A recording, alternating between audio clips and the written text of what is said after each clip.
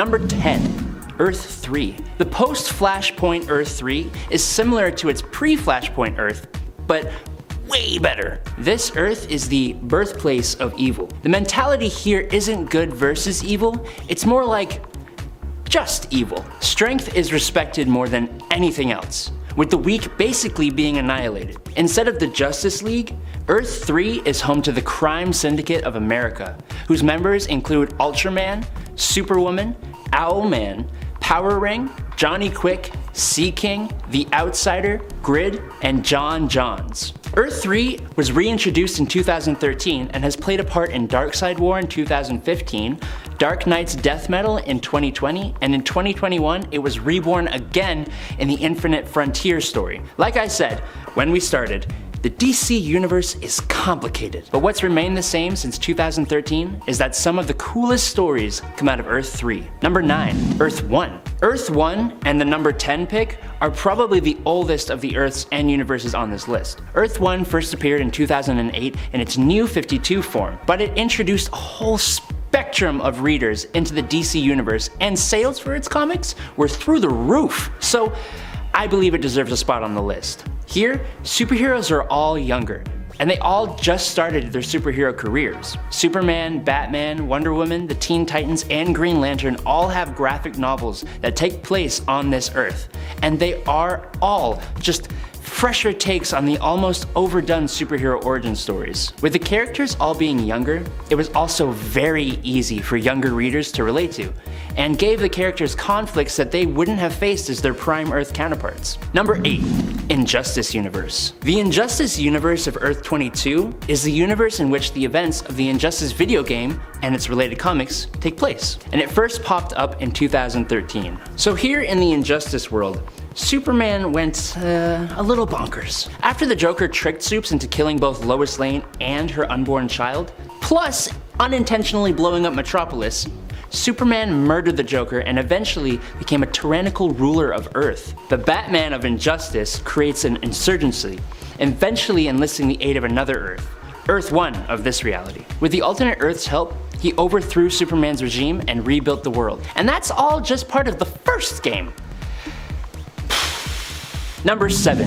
The 53rd World. The 53rd World, named by the smart primates who live there, was a world unknown to the rest of the multiverse. It's set in a near future where presumably the world is inhabited by super smart apes, like Planet of the Apes style. Oh, and also, immortality was achieved in 2067, meaning that yes, all these ultra smart apes are immortal. We know that there exists alternate ape versions of Superman, Batman, the Atom, and Aquaman. The existence of this Earth was first revealed in 2018's Dark Knight's Rising: The Wild Hunt, when Detective Chimp was beginning to lose his intelligence. The ape heroes show up, recruited by Raven, Cyborg, and the Flash to help with the dark multiverse, saying they were here to help. Obviously. Detective Chimp, accompanied by the apes of the 53rd Earth, plus Flash, Cyborg, and Raven, go to help Earth Zero's Justice League fight the dark multiverse forces. That's kind of all we know about the 53rd Earth. I want more super apes! Number 6. Archive of Worlds. The Archive of Worlds isn't so much an alternate Earth, it's actually an artificial multiverse which contains pocket dimensions in the form of film reels. Now that's just kinda nuts on its own, but then take into account the fact that it was created by a mad god, Artur.io, who is the god of tales, who is jealous of the new god of tales, which is the internet. It's pretty nuts. He tried to steal the new god's soul and was instead encased in a Wayne Tech satellite where he created the Archive of Worlds. First appearing in Batman/Superman Volume 2, number 16 in 2021, the pocket dimensions include a world where Superman never came to be, as well as one where Batman never came to be, a world based on hell, a western world, a world based on the life of Alana Strange, and so many other unnamed worlds. Artur.io eventually was cured by Batman, and he instead became Observer.io, which is a lot nicer. Number 5. The Linearverse. The Linearverse is an alternate reality where the people age so slowly that it's almost safe to say they don't age at all. Batman began his career in 1939, with his youth lasting for decades instead of the normal aging of a human. In a way, this kind of represents how comic book characters seemingly never age and grow old, except in certain stories. By the late 20th century, the world had most of its superheroes. After this point though, things get a little whack. See, Earth became a dystopia ruled by the wealthy, which, I don't know, it seems a bit too real for me. And a great disaster was foreseen that actually came to pass. And the world became very similar to the one in the Earth AD story. Anthropomorphized animals had become the rulers of the planet, with humans devolving, save for Kamandi and a few others. Then, in the 25th century, humanity seemingly built a high-tech society, which saw the rise of Michael Carter, who is Booster Gold. In the 31st century, Earth became the base of the Legion of Superheroes, who were an interplanetary superhero team. This world is just a wild ride. Oh, and it first appeared in Generations Forged #1 in April of 2021. Number 4, the Metalverse. Okay, I know we're going to talk about the Dark Multiverse, but we haven't talked about, and we need to talk about, the Metalverse. So basically, after Perpetua defeated the Justice League, she gave Prime Earth to the Batman Who Laughs. He and his Dark Knights defeated all the heroes and then reshaped the Earth into his vision. Look at this super cool map! He turned Gotham City into a whole continent super city that is guarded by Joker dragons. He made his home Castle Bat, which is another version of Batman who became a sentient Gotham. There is a hell on Earth called the Hellscape, ruled by Wonder Woman. Arkham Wasteland, ruled over by Harley Quinn. A Superman-powered new Apocalypse prison where all the remaining heroes are held. Megapocalypse with a Rainbow Valley where all the Lantern Rings lay because no one is worthy that exists anymore. This version of Earth Prime isn't exactly an alternate universe, but it definitely sounds like it should be. Hey nerds! Just wanted to say thanks for watching. It means a lot to us. If y'all don't mind smacking that like button, it would help us out. And it helps YouTube know we don't suck. Okay, on to the top 3. Number 3. Green Lantern Legacy. Green Lantern Legacy is a one-shot comic from 2020, in which we are given an alternate Earth where the Green Lanterns of Earth were John Stewart, who we already know, and a Vietnamese woman named Kim Tran. Now, Kim Tran, like most of the Green Lanterns, was an awesome hero who never let evil escape her sight, in brightest day or blackest night. She was a pillar for her community too, helping people from all walks of life. And she even helped other Vietnamese immigrants feel at home in this new city. The comic, though, really follows Tai Pham, who is Kim Tran's grandson, as he takes up the mantle of Green Lantern from his grandmother, becoming one of the youngest Green Lanterns at 12 years old. We see him struggle with racism, bullies, his own fears, and against the Yellow Lantern. It's a great story, and it gives some well-needed Vietnamese representation to the DC landscape. Give it a read!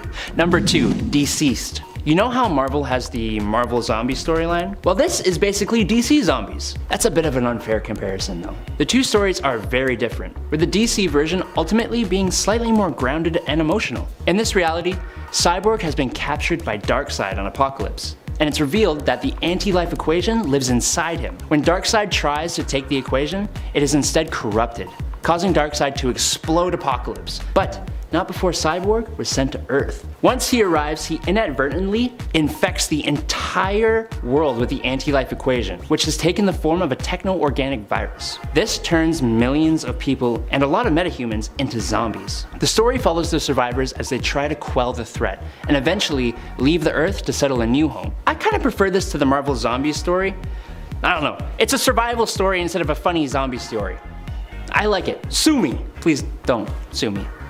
Number 1, Dark Multiverse. First appearing in Dark Knight's Metal #1 in 2017, the Dark Multiverse is basically the shadow version of the regular DC universe that resides underneath the primary one. So there are negative versions of the 52 Earths of the regular multiverse, but it was also originally the World Forge, meaning it has so many more worlds. For example, there are worlds born from sentient life's hopes and fears. Honestly, each world here could take up a point on this list, but it feels like that's cheating a little. The World Forger was the master of this domain and created the Great Dragon, Barbados, to destroy unstable realities that couldn't join the Orrery of Worlds. Barbados, manipulated by Perpetua, rebelled and defeated the World Forger, creating the Dark Multiverse. A lot more happens after that, but I can't cover that in a 1-minute segment, so Dark Knight's Metal is an amazing story and it deserves your reading. Number 10, Batman vs. Bigby. You know Batman, but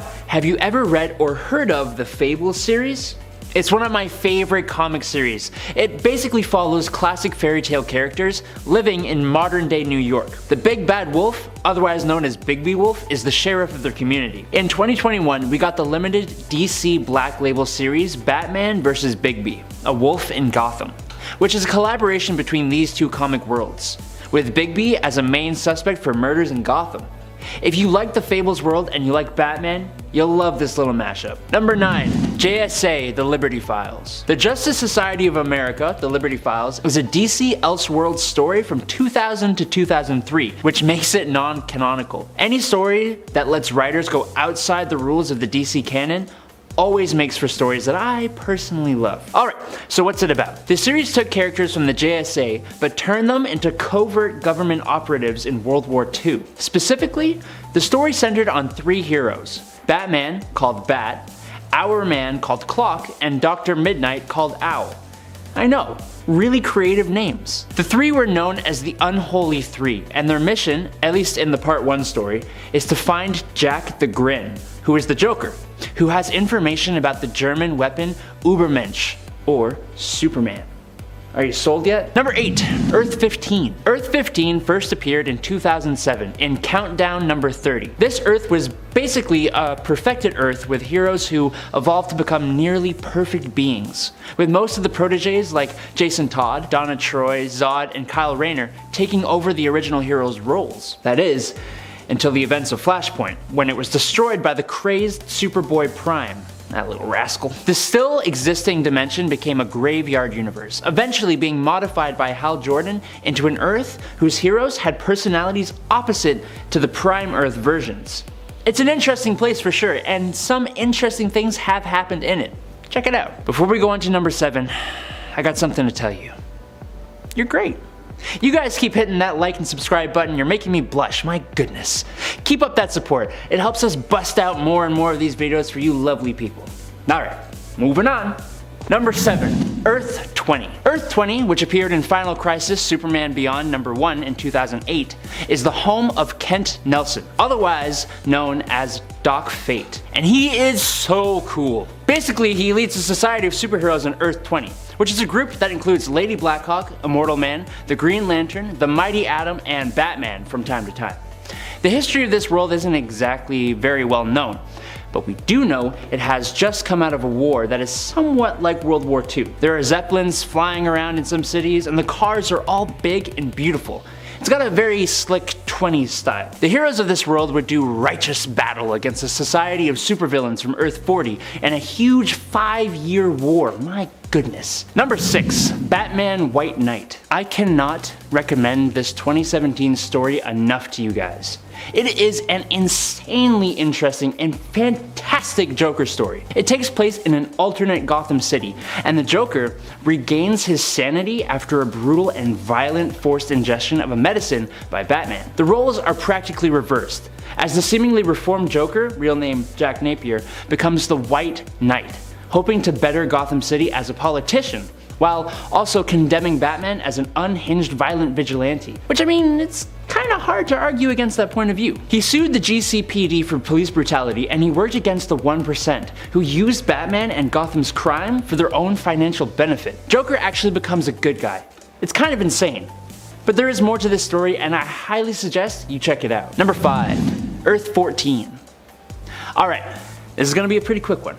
There is not a whole heck of a lot of information out there about Earth 14, which first appeared in Superman Volume 4, number 15 in 2017. I want to talk about it because the Justice League of Assassins is just the coolest looking version of the Justice League I have ever seen, even if it was just for a short period of time. The Assassins are made up of alternate heavy weapon bearing versions of Wonder Woman, Batman, Harley Quinn, Flash, Aquaman, what looks like it could be Green Lantern, and Superman. They only last about 3 pages of the comic they are a part of, but I really hope we see them pop up in other stories because these guys are just so rad. All we saw them do was fight a bunch of gatherers in a post-apocalypse looking Earth. Number 4. Batman 89.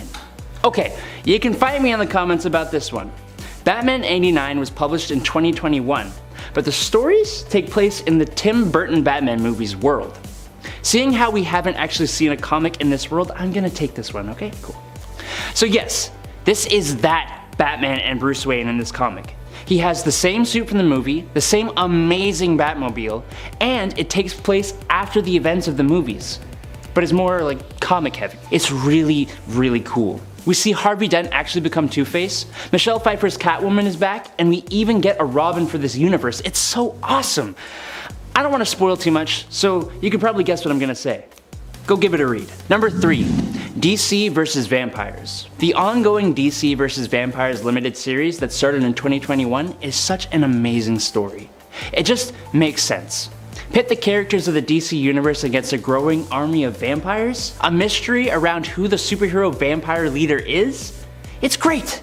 The basic premise, without spoiling much, is that Mary, Queen of Blood, who upholds the peace between vampires and humans, is dead. Whoever killed her also killed the Legion of Doom, and has made a plan for vampires to take over the world. Andrew Bennett, a vampire, went to the Justice League to tell them about the army of vampire supervillains. There's a vampire Gorilla Grodd, like, come on. The story has a large Batman and Bat family presence, as a story about vampires should, and for a story so grim, it actually has some really funny moments. Especially from Damian Wayne, as I'm sure no one is surprised by. Number 2. DC Bombshells. DC Comics Bombshells is an awesome story from 2015 that focuses on a reality where a team of female superheroes fight on the side of the Allies during World War II. It actually first came to be because of a line of statuettes released by DC with superheroines wearing retro 40s inspired costumes. They were so popular that they moved to variant covers, and then they got their own series. Each hero has their own style and story, while still all being part of this bigger, wider alternate World War II story. It's truly awesome, and mainly follows Batwoman, Wonder Woman, Supergirl, Stargirl, Zatanna, and the Batgirls. Go give it a little gander, would you? Number 1. Dark Knights of Steel. And now for my favorite. Dark Knights of Steel. Swords, sorcery, superheroes. Dark Knights of Steel is a story that actually came out this year, that's 2022 if you're watching this from the future, but is set in an alternate medieval fantasy universe. Batman is an actual knight and half Kryptonian. Like, I'm just in love. Okay, so basically, Jor-El and Lara escape Krypton before it is destroyed and crash land on the medieval Earth, and eventually become the rulers of the land after giving birth to Kal-El. It's wild. There are alternate versions of Green Lantern, Supergirl, Harley Quinn, Robins, Alfred, Constantine, Green Arrow, Joker, Green Lantern, Black Lightning, and more. I love to see comic book publishers do these time-displaced stories. It's great. Number 10. Speeding Bullets. Basically a multiversal DC Elseworlds story that answers the question, what if Superman didn't just have powers but was also rich? That's basically what is going on here in Speeding Bullets. In this story, Superman wasn't raised by the Kents, but instead was taken in and adopted by the Waynes, and he becomes, you guessed it, Bruce Wayne. After the death of Thomas and Martha, Bruce becomes Batman, but the difference is this version of Batman has tech, money, smarts, and superpowers. Lex also becomes a mess of a villain in this world. While still being Superman's nemesis, he's also Batman's nemesis rolled into one, with an extra little dash of Penguin, just for good measure I guess. So here we get a villain who is Lex, Joker, and the Penguin all in one. Oh goody. Just what none of us necessarily wanted or needed. And yet, we got it. This also doesn't do much to enhance his motivation for villainy, which, like his identity, is also kind of all over the place. Still, the premise behind this Elseworld story is pretty cool, but unfortunately it doesn't add enough when it comes to offering a twist or different perspective to either the Superman or Batman mantle. Number 9. Batman and Captain America. A gloriously weird and awesome comic. This DC multiversal story also happens to be a DC Marvel crossover issue featuring Batman, his sidekick Robin, and Captain America and his sidekick Bucky. Both Cap and Batman end up joining together and then swapping sidekicks. Their villains also seem to have a team up as Red Skull and Joker come together, but this is also the famous issue the Joker insists that Red Skull is too evil even for him. He may be a criminal lunatic, but after all, he's an American criminal lunatic, and he can't stand by when it comes to abiding by Red Skull's history and motivations. So not only do we get to see some great team-ups, but we also get to see a full-out fight break out between these two iconic villains. Thanks, John Byrne. And friends, before we move on to this next spot, if you love Elseworld stories and all of the weird, wacky things that go on in the multiverse when it comes to just alternate worlds, let us know by giving this video a thumbs up, and hey, maybe we can do some more Elseworlds lists for you. Cause yeah, there's lots of kooky stories out there. Number 8. The Superman monster. Frankenstein, but make it Superman. There are lots of retellings of classic tales when we look into the realm of Elseworlds, and the story of Frankenstein is not one that is left untouched.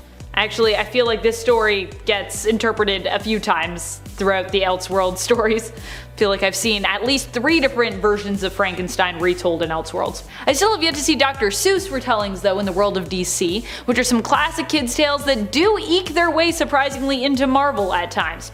In the Superman monster, Lex Luthor takes the role of creator and Superman ends up as his monster. You might think this sounds familiar considering it's also kind of the premise for the main continuity origin story of Bizarro, but this creation, while starting out similar to Bizarro, eventually goes full-on hero and full-on Superman by the end of it. That means in this story of Frankenstein, the creator ends up the monster, while the monster ends up the hero. What a twist. Number 7. Justice Riders. Because it's an inevitability that at some point, we have to turn to the Wild West for inspiration when it comes to an Elseworlds story.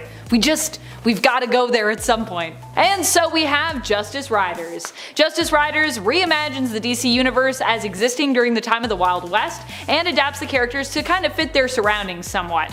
As such, Wonder Woman becomes a Texan-sounding sheriff, and Martian Manhunter gets to sport a poncho and a cowboy hat.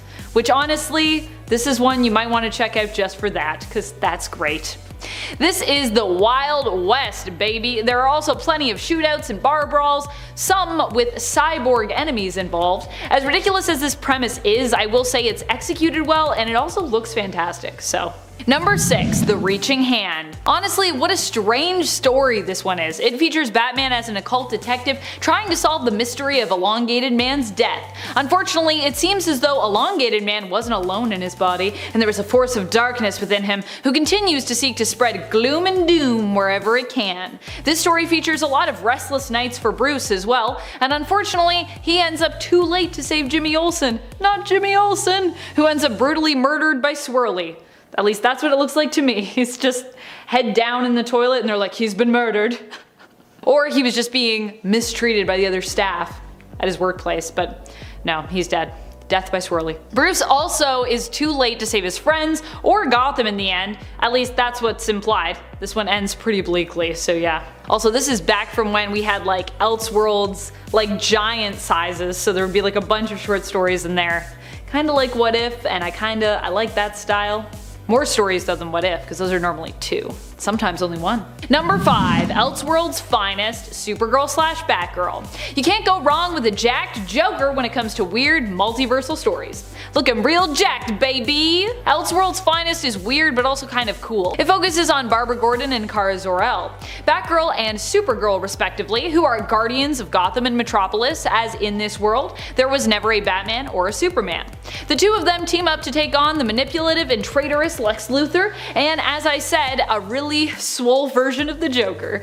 It's a strange one, but it's also kind of a great one. Number 4. Batman/the Demon, a Tragedy. In this Elseworlds story, we get to explore a horrifying fantastical world where magic exists. Here, Bruce Wayne is not the Batman, instead suffering from an allergy to moonlight. He is a restless sleeper, and it turns out this is because he's actually bonded to the demon Etrigan. Oh my goodness. It takes Bruce a while to figure this out though, but in the end, he is too late to save his girlfriend Glenda. Poor Glenda. The best thing he can do according to Merlin is to wipe his memory, which will also mean he has no recollection of Glenda. Oh no. Merlin claims that this will save her. Unfortunately, it doesn't, as Etrigan taking over Bruce in the nighttime does end up still killing her. But hey, at least Bruce doesn't remember her, which actually seems to have been Merlin's plan all along. You see, in order to keep the demon trapped within Bruce, his forgetfulness is necessary. There is no way to save Glenda really in any case most likely, and Merlin was just saying that to try to get Bruce to, do what he wanted him to do. But hey, at least Bruce doesn't remember her, so at least he won't be sad about it. Number 3. Brotherhood of the Bat. Have you ever wondered to yourself what the DC universe would be like if every member of the League of Assassins was dressed up and also weirdly happened to resemble Batman? No? Me neither. But too bad, because we get to know what that would be like in this Elseworlds story. I mean, not even too bad, it's kind of really great in a weird way. Brotherhood of the Bat takes place in a post-apocalyptic future where Ra's al Ghul decides that the League of Assassins, they need some new costumes. New Bat-themed costumes that all very much resemble alternative takes on Batman's outfits. Also, check out some of the notes on Ra's al Ghul's design sketches here. That is honestly my favorite part of this story. Just seeing all these, like there's like little notes in red. It's like, is this cape too much? You can never have too much cape, just so you know. Just so you know, Raish, no such thing. Number 2, Batman Nosferatu. If you want something weird in a sort of horror-based and very artistic way, we've got you. Batman Nosferatu is actually part of an Elseworlds story series that delve into the German Expressionist period. This story seems to take some inspiration from Nosferatu and the Cabinet of Dr. Caligari. Not only is the art style very different and unique, but the whole tone and the style of the dialogue is as well. The story has a lot going on, but mainly it follows the horrors of Dr. Arkham. To give you like the briefest summary ever, because as I said, there's a lot going on in this story, it's also quite long. The story mainly centers around Dr. Arkham and his experiments and creations, including one called the Laughing Man. Oh, I wonder who that's supposed to be. A reanimated creature made from various corpse parts. In the end, Bruce Wayne's son ends up dying and is resurrected as the Nosferatu, sort of cyborg monster creature who ends up taking on and defeating the Laughing Man. I wonder who Nosferatu is supposed to stand for here. Any guesses? Number 1, Batman/Lobo. Like all of the weirdest comic stories out there across the multiverse, this one also features Lobo. Here, Joker hires the mercenary to ruin Batman's reputation and then finally kill his nemesis. Lobo sets out dressed as Batman and begins to muck up the streets, killing Batman's villains in gruesome ways to make sure that people know that Batman is no hero. He's like, what, does Batman have a no-kill policy? Pfft, not anymore. Also, the deaths have to be gruesome because this is a Lobo comic after all, so yeah, they're all pretty... there's something. I don't even know if we can show them here. In the end, the Joker is forced to call off Lobo after it's revealed that Batman is actually his long-lost twin brother, Bruce Wayne. You see, Joey and Bruce were apparently separated at a young age. I mean, does it get any weirder than this? Number 10, Tales from the Dark Multiverse, Batman Hush.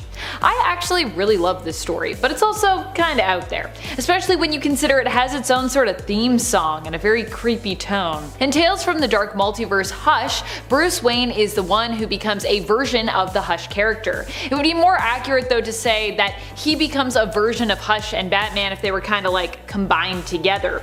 Here, Thomas Elliot instead becomes a rich billionaire playboy and also corrupt senator, allying himself with Talia al Ghul. He manages to make it so that Bruce was locked away in Arkham Asylum. Despite feeling slightly guilty about doing this to his childhood friend, overall Elliot is pretty okay with the way Bruce is imprisoned and treated there. However, after faking his death, Bruce Wayne manages to escape Arkham and becomes Elliot's worst nightmare. And just for a fun fact, he doesn't go by Hush in this one though, he's the Silenced. Shh. Get it?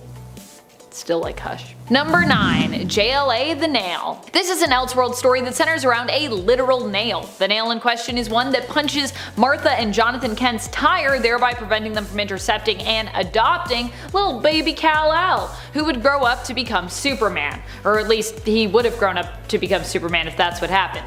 In this world, instead, there is seemingly no Superman. As such, Lex Luthor is successful in making the JLA a band of outlaws. Instead of them being celebrated heroes, they're kind of considered to be somewhat criminal, despite of course their noble intentions. What I will say is at least a lot of this artwork is pretty good. Most of the limited series ends up being kinda dull, save for a few scenes and plot points. The parts that I found the most interesting were one where Selina gets therapy while sexy posing on a desk, another being a fight involving Joker with anti-grav mitts versus Batman, which takes place after Joker has successfully killed Batgirl and Robin. Batman ends up broken as a result of the Joker's actions here. We later learn that the Superman of this universe is basically a very sensitive Jimmy Olsen who is bonded with the remaining traces of Kal-El's DNA found in this crash-landed spaceship. Jimmy doesn't like it when people laugh at him. He ends up in a fight with the real Kal-El, another interesting part of the 3-issue series, who it turns out was adopted by the Amish, hence why he never became a hero, as he preferred to stay within his community. So we get an Amish Superman, and then we also get Jimmy Olsen Superman, but he's pretty much evil. Also, what is that costume he's wearing? Sorry, Jimmy, I didn't mean to laugh at you. Sorry. Alright friends, before we move on to this next spot, if you are loving this list and you want even more multiversal tales, let us know that you love it by giving this video a thumbs up. And also let us know in the comments what other multiversal tales you have loved or you have thought are super weird, or that you loved and thought were weird. I mean, they don't have to be mutually exclusive. Number 8. Tales from the Dark Multiverse, Wonder Woman, War of the Gods. I don't even know what to really make of this multiversal story. All I can tell you is buckle in, because this Dark Multiverse story is, yeah, dark. To be fair to this one shot though, I don't really even know what to make of the War of the Gods story in the main continuity, which I also found a little confusing, so it makes sense that this is where I would be as well with the Dark Multiverse version. A little confused. In this story, the Amazons of Themyscira end up in a war with the United States. When Diana is pulled into a battle with Hecate as a result of these events, where in the main continuity Hecate was defeated by Wonder Woman's lasso of truth, here she just ends up planting a seed within Diana's mind. Diana defeats her, but only temporarily. Following the death of Hippolyta, her mother, Diana is left weak, fearful, alone, and resentful, and this is when Hecate is able to take over. Unable to free her, all of Wonder Woman's friends die trying to. The only way to contain Hecate Wonder Woman is with magic, and many of her magical colleagues actually die in the attempt to do so. Hecate as such ends up chained, but of course so is Diana, unable to find the hope to escape her own internal prison. Of course, like most dark multiversal tales, we end on a pretty dark and tragic note. But that's okay, Zatanna's never gonna give up. Number 7. JLA Act of God. Admittedly, this is a cool premise, but it just doesn't make a lot of sense, which is what's weird about it. In JLA Act of God, an Elseworlds 3-issue miniseries, we get to explore a world where all the heroes of Earth have simultaneously lost their powers. Well, at least almost all of them anyways. How did this happen? Black light? Somehow the world being hit with a flash of black light results in almost everyone losing their powers. I guess normally superheroes don't go to raves or anything, where black light is, I feel like, very common. Although this is attributed to the black light, some might call it an act of God. A later on, very suddenly, devoutly Christian Diana Prince at least would probably claim that. Diana, haven't you met gods? How does that make sense? What's really ridiculous is in the first issue, as we go through the moment this happened, the world over, we get to see just how diverse not only everyone's powers are, but also when it comes to the source of their powers, just how diverse it is. In one page we go from Steel losing complete control of his systems and suit as he plummets to his doom, to Aquaman losing his ability to connect with the creatures of the sea telepathically and his ability to breathe underwater. At the same time, Kyle Rayner also has lost control of his Green Lantern ring, which seems to now just be, I guess, a really unique and trendy looking accessory. How could a flash of black light affect almost everyone in this same way? Like I said, it's a cool premise, kinda wonky execution though. How is Steel affected by this?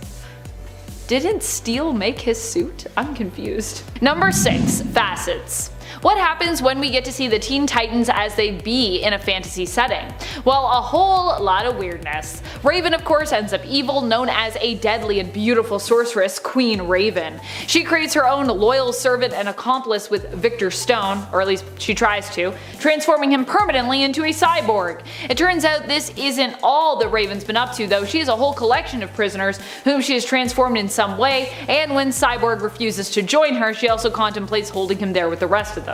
So apparently she does this a lot. Seems like her deals with people don't usually work out. I guess she's just hoping that one day that'll change. She's like, I'll just keep doing it. Eventually someone will be loyal to me. If I try it enough times, it's gotta work. In this story, Coriander is a prisoner of some goblin mages who use cosmic energy to transform her into Starfire. The comic features an all-out battle between Raven and Starfire, joined of course by the rest of the Titans. Nightwing goes on a trip inside Phantasm's cloak, literally looks like he's tripping out, and eventually Trigon joins the party when he is summoned by his daughter Raven. You can check it all out in the 1994 New Titans Annual. It's weird. It's definitely weird. Also, some of these outfits are interesting. Number 5. Superman at Earth's End. I don't even know where to begin with this comic. Oh boy. Okay, so Superman here is one of the first iterations of course, the old man heroes to come that we've come to love so much. See, before there was Old Man Logan, there was Old Man Supes. In this Elseworlds story, we are in a post-apocalyptic future where machines rule supreme and mutants basically run amok. Also, there is an army of Batmen and vicious biker gangs because I mean, why not? The year I believe is 2102, so possibly this is what we'll be dealing with in just over 80 years time. Honestly, the way things are going, I could maybe see that being our future.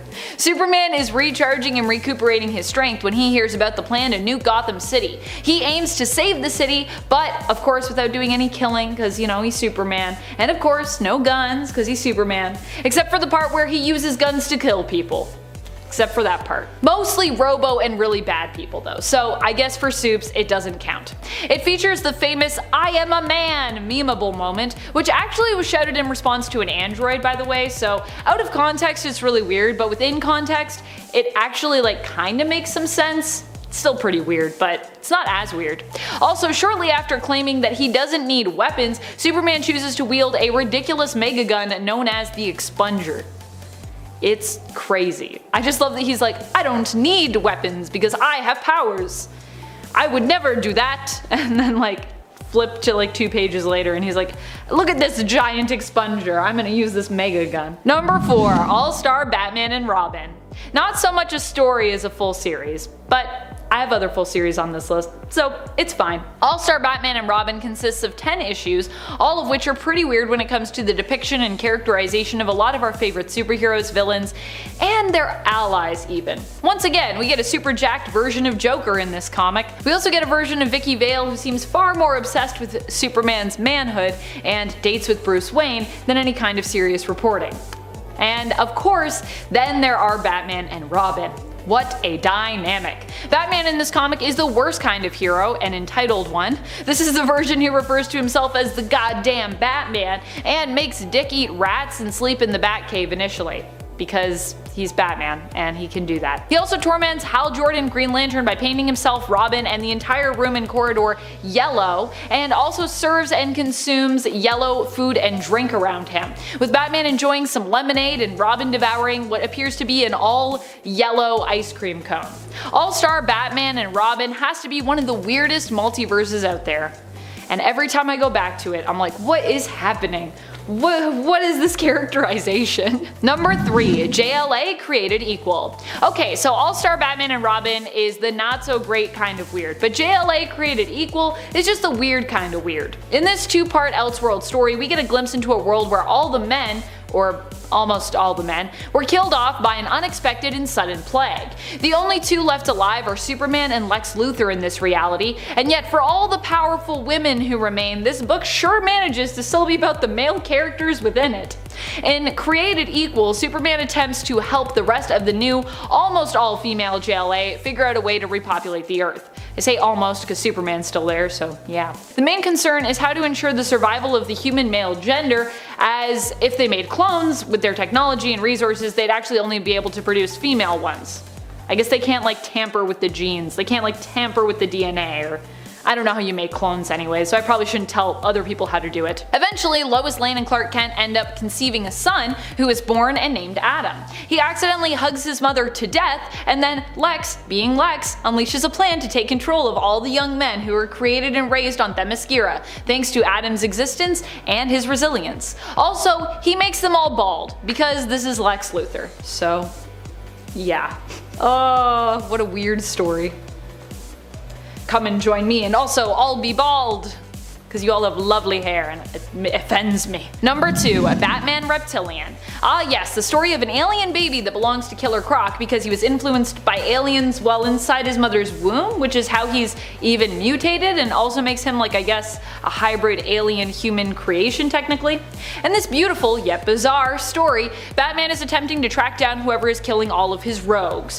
What he finds out, though, is that it isn't any one of the other villains, but Croc's baby that he just gave birth to. Killer Croc, of course, didn't know that he could do that. I mean, neither did we. It turns out that this is a result of him being part alien in origin, or being tampered with by aliens when he was like a fetus. The newborn babe, it turns out, just wants its mama, but for what purpose remains to be seen. Killer Croc can't nurture it, as you know, he doesn't have like the biological equipment for that. After we get through that whole slog of that's not gonna work, it's also implied that the giant alien monster baby wants Croc to mate with it, which is also thankfully out of the question when it comes to Croc's willingness, so thank goodness, because I thought this better not be where this is going, oh my goodness. Did I mention that Batman is also a huge jerk throughout this entire series? Cause yeah, this is Garth Ennis behind the writing wheel, and that is very much a thing.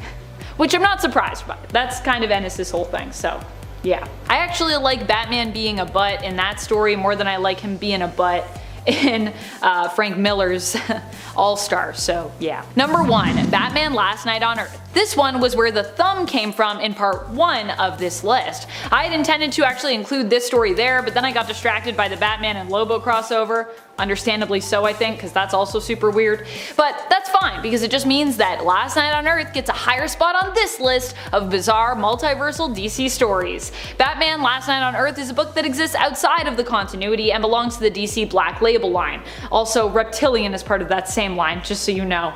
Black Label primarily is made up of titles that are more adult in terms of their content and their themes. Here, that translates to Batman wearing a straitjacket version of his suit in a post-apocalyptic future, where Joker is just a head in a jar. They also end up fighting giant monster baby Green Lantern constructs in issue number 1, just to give you a sense of the level of weird that we're dealing with here. But it's like a fun weird. It's like a, I'd recommend this weird. I give it 2 weird thumbs up.